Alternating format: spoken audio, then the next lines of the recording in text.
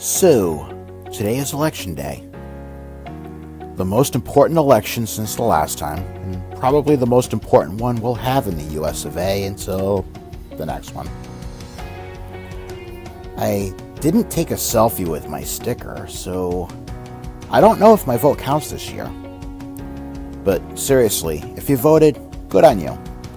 I mean, the whole point is that we are all supposed to have access to a vote and take advantage of said access. So, I'm not going to throw a party for you for voting, but good for you for doing your thing. So let's talk about what life means going forward, as the polls will close shortly and we'll have winners and losers. We're stuck with this two-party system where either Team Red or Team Blue controls things in Washington and in the various state houses throughout the country. You know, the sun will rise tomorrow regardless of whether or not Team Red or Team Blue comes out on top. Granted, most of us will crawl back into our holes, drink our Starbucks, and going back to calling Team Red racist fascists, or Team Blue commie terrorists, or what other stupid shit gets said in these echo chambers. Meanwhile, powers that be are all going to be laughing at us. Because while we all hate each other, they're all cashing in on our blood, sweat, and tears. They toss us red meat to fight over every so often, and will alienate our families, friends, and ruin Thanksgiving dinners for years over it. Nothing will get accomplished except for the status quo. Divide and conquer. They're mocking us, people. We're there for their amusement. So, what do we do about that? Glad you asked, because there's a lot we can do starting right now to change this country for the better. Every one of us, regardless of race, gender, religion, gender identity, sexual preference, political persuasion, ethnicity, or whatever you want to divide it up into. Number one, turn the damn news channels off. Their job is to get us riled up. Riled up people keep watching. People watching drives ad rates. People make money. They aren't doing this because they believe in true journalism. Well, the suits anyway. It exists because, look, you actually have to look for it. Not from the suits. They do it to make money. Number two, don't let whatever you fear drive the bus. Anger and hate are secondary emotions coming from the primary emotion of fear, which is the polar opposite of love. Fear is created out of pain or the anticipation of pain.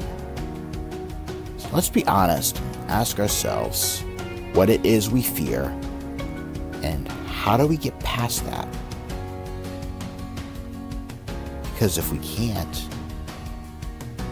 then we guarantee nothing gets done. Number three, listen. When people speak what is their truth, let them. No matter how uncomfortable it all is. Especially when it is uncomfortable to hear. No judgment, no lashing out, no defending anything. Shut your trap and listen. Unless it's to ask questions for understanding, then definitely ask questions for understanding. You want to make sure you get it right and you're not filling in blanks. When we fill in our own blanks, it rarely ends well. Number four, say your piece. Tell your story and share your experiences. Your why. That is so incredibly important. It explains how you got to your beliefs. Be vulnerable. Speak from your heart. When you talk from there, you can't speak anything but your truth. And from there, you can't attack others. It's just not how it operates. That crap comes from fear. The heart, contrary to popular belief, does not do fear. As you're speaking truth and listening to others do the same, you are likely to still be on opposite sides of the fence, and that's fine. But if you work at this long enough, there's always an opening. Some peace where there can be common ground sought.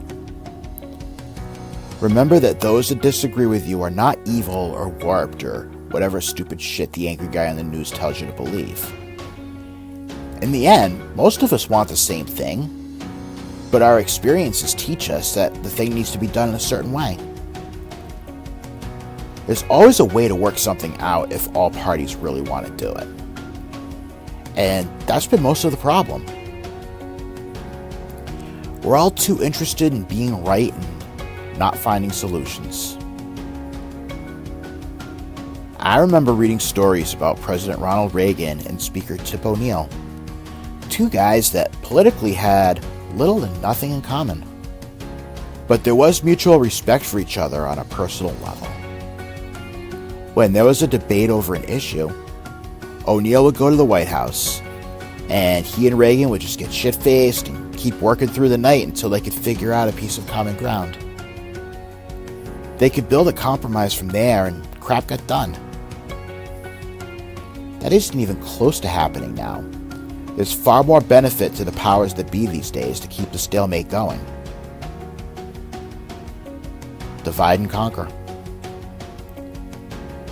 Maybe it's up to us to break through our own wiring and instead of taking the bait all the time, demanding they either find solutions or we'll find groups within ourselves that can.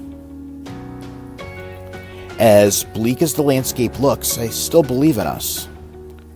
I believe that we are capable of making things right if we learn to get past ourselves. I see it in daily life, even now.